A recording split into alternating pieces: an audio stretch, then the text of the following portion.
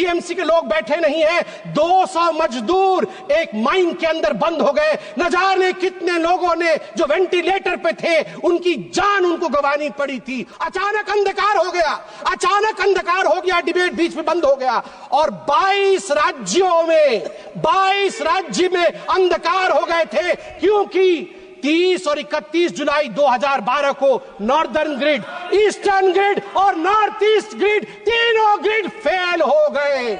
700 million people were plunged into darkness. 9% of the world population were plunged into darkness. ये Congress party कहती है कि Rohit Sharma unfit है। Rohit Sharma unfit नहीं है, राहुल गांधी अनफिट है कि देश के सोना को 67 टन ऑफ गोल्ड इसको गिरवी रखा पड़ा था। 1991 में राजीव गांधी ने और कांग्रेस पार्टी ने चंद्रशेखर जी की सरकार से हाथ खींच लिया था। नमस्कार दोस्तों, जय श्री राम। कैसे हैं आप सब? आप सबका स्वागत है आज की वीडियो में। आज की वीडियो के मुख्य कलाकार हैं संबित पात्रा जी। कांग्रेस के लोग बीजेपी पर इल्जाम लगा रहे थे कि मोदी जी ने देश बेच दिया, सोना बेच दिया, देश का सारा सोना बेच दिया, पर ऐसा कुछ नहीं था। संबित पात्रा जी ने सारी पोल खोल दी और बताया कि बेचा किसने था और लाया कौन है और क्या कुछ हुआ इस भाषण में, सदन के भाषण में। आइए चलिए देखते हैं। गौरव गोगोई जी बैठे हुए हैं। गौरव गोगोई जी ने आज गोल्ड मोनेटाइजेशन के ऊपर बात की। मैं 2 हेडलाइंस लेके आया हूं। पहला हेडलाइन है इंडियन एक्सप्रेस का मुंबई से जो छपा था जुलाई 8, 1991 का हेडलाइन है और ये लिखा है शंकर अय्यर ने। हर कोई इसे सुने और पढ़े भी। Secret sale of gold by the Reserve Bank of India, 21,000 kg of metal airlifted to coded destination। एक समय था 1991 में राजीव गांधी ने और कांग्रेस पार्टी ने चंद्रशेखर जी की सरकार से हाथ खींच लिया था। उस समय लिक्विडिटी की अभाव थी, देश में एक त्राहिमाम की सिचुएशन बनी थी अर्थनीति में, और उस समय पहली बार हिंदुस्तान के ऊपर वो त्रासदी आई थी कि देश के सोना को 67 टन ऑफ गोल्ड इसको गिरवी रखा पड़ा था। और शंकर अय्यर जी कहते हैं कि मैं मुंबई के एयरपोर्ट में देख रहा था, चुपके चुपके गाड़ियां आ रही थी आरबीआई की और हिंदुस्तान के सोने को एयर इंडिया के एयर बस में लोड किया जा रहा था, हिंदुस्तान के बाहर भेजा जा रहा था। आप सोच के देखिए। और दूसरा हेडलाइन सभापति महोदया में पढ़ना चाहूंगा 31 मई 2024 का, RBI brings back home 100 tons of gold from United kingdom.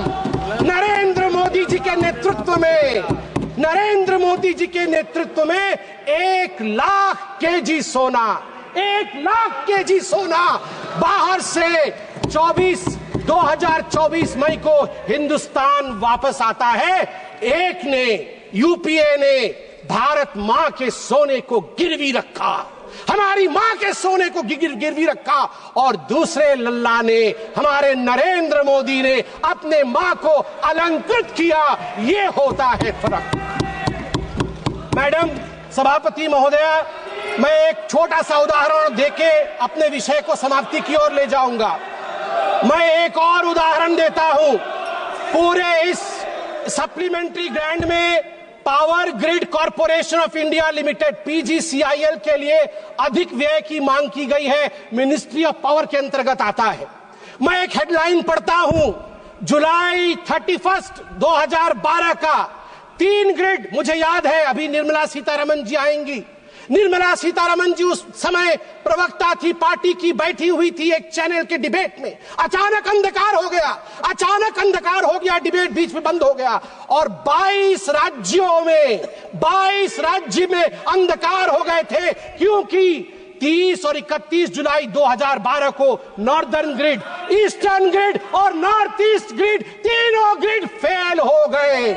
700 million people were plunged into darkness. 9% of the world population were plunged into darkness. TMC के लोग बैठे नहीं हैं. 200 मजदूर एक माइन के अंदर बंद हो गए. न जाने कितने लोगों ने जो वेंटिलेटर पे थे उनकी जान उनको गंवानी पड़ी थी. और आज दूसरा हेडलाइन में पढ़ता हूं टाइम्स ऑफ इंडिया का, June 3rd, 2024. India's come a long way since 2012. Outage, world's largest, even 250 gigawatt isn't a problem for India now. मई 30, 2024 को अचानक भारत की जो पावर की रिक्वायरमेंट थी वो सारी रिकॉर्ड तोड़ देती है. 250 गीगावाट हो जाता है भारत की पावर की आवश्यकता. मगर हमारा ग्रिड टूटता नहीं है, फेल नहीं होता है. World's largest unified power grid, ये हमारे नरेंद्र मोदी जी ने देश को बना करके दिया है. इसलिए मैं इसका समर्थन करता हूं. अंत में आज मणिपुर के विषय में बहुत कुछ बोला गया है. मैं बहुत दुख के साथ कहना पड़ता है मुझे कि यहां कहीं ना कहीं जहां एक एकता दिखना चाहिए उस एकता की कमी है. मैं कुछ आंकड़े रखना चाहूंगा और ऑपोजिशन के हमारे सदस्य, उनका अधिकार है कि वो इन आंकड़ों को मांगे और जाने भी, क्योंकि ये देश हम सबका है. इंटरनली डिस्प्लेस्ड पीपल, आईडीपी जिसको कहा जाता है, उनके लिए यहां प्रश्न उठना भी चाहिए. उनके लिए क्या किया गया?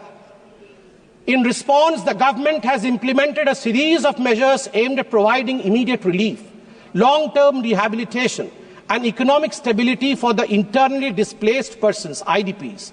These initiatives are housing assistance first, prefabricated housing for 3,000 families to provide immediate shelter, 2,660 houses completed, 2,520 houses occupied, 340 houses will be completed by the end of the month. Financial aid of 1,000 rupees has been provided on 5 separate occasions, amounting to a total of 30 crore. An additional 27 crore has been released to support the housing reconstruction efforts in Manipur for those who are internally displaced. Relief camp operations have been sustained with an allocation of rupees 280 crore, ensuring essential services such as food and health care for affected families. A compensatory package of rupees 32 crore has been provided to farmers for those who suffered agricultural losses due to the conflict. माननीय सभापति महोदय, educational support के बारे में भी माननीय सदस्यों ने बात की. A total of 11,763 displaced students have been enrolled in various educational institutions. The government, schools and colleges have provided free admission. College students rehabilitation scheme उसको इंट्रोड्यूस किया गया 2023 में, जिसने 1000 डिस्प्लेस्ड बच्चों की मदद की ताकि वो वहां फ्रीली जाके एडमिशन ले सके, और उनको 10,000 रुपए की राशि भी ऊपर से दिया गया. एम्प्लॉयमेंट और स्किल डेवलपमेंट डिस्प्लेस्ड लोगों के लिए 426 IDP led startups have received government support. ये स्टार्टअप के माध्यम से कई लोगों को नौकरी दी गई. जो अभी 500 इंडिविजुअल उसमें एनरोल हुए हैं हाल फिलहाल में. Cabin crew training in Delhi, जिसमें मैं धन्यवाद दूंगा air India, Indigo airlines, ministry of tourism को धन्यवाद दूंगा. उनके माध्यम से 500 बच्चे मणिपुर के जो डिस्प्लेस हुए थे उनको यहां प्लेस किया गया है. Free medical treatment has been provided to the IDPs at जेनिम्स. और ठीक उसी प्रकार हमारी जो गर्भवती माताएं हैं इन रिलीफ कैंपों में, उनके लिए भी हर संवेदना के साथ पूरी तरह की प्रोविजन की गई है. अंत में महोदय, मैं बस अपने भाषण के अंत में यही कहना चाहूंगा कि हमारे राहुल जी ने थोड़े दिन पहले, कल ही उन्होंने कहा कि वोटर लिस्ट में गड़बड़ी है. अभी अरविंद सावंत जी भी बोल रहे थे कि वोटर लिस्ट में गड़बड़ी. वोटर लिस्ट में गड़बड़ी नहीं है, आपके डेवलपमेंट लिस्ट में गड़बड़ी थी. आपके डेवलपमेंट लिस्ट में गड़बड़ी थी, वोटर लिस्ट में गड़बड़ी नहीं है. अभी हमने बताया आपको, अगर वैसा डेवलपमेंट आपने किया होता तो आज आप वहां नहीं बैठे होते. दूसरी बात, ये कांग्रेस पार्टी कहती है कि रोहित शर्मा अनफिट है। रोहित शर्मा अनफिट नहीं है, राहुल गांधी अनफिट है।